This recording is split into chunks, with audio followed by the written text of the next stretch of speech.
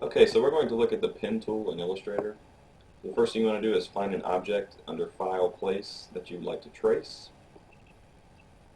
So wherever it's placed on your desktop or wherever. So I'm going to trace the duck.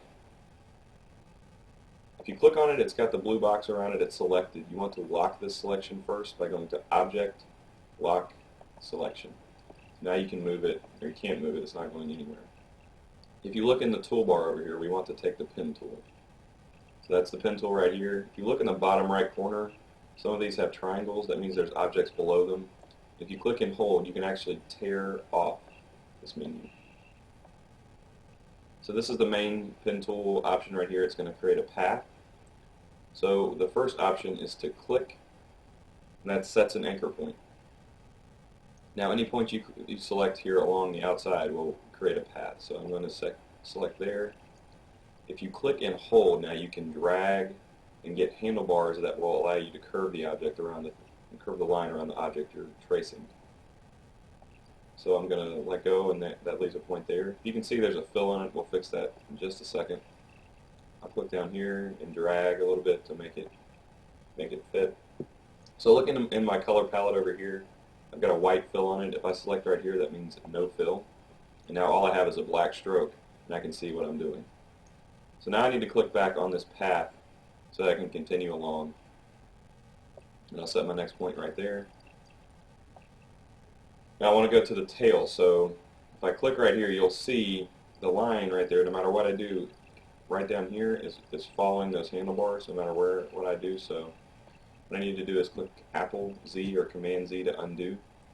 And if I click the point that I just made previous, it's going to get rid of those handlebars. You can see there. So now I can trace again. So if I do a point here again, you'll see it trying to follow those handlebars, so it's not going to be exact no matter what I do. So I'll click Command Z, click on it. This is converting it to an anchor point. Now I can maybe go down here. Set that point there. I'm going to click again.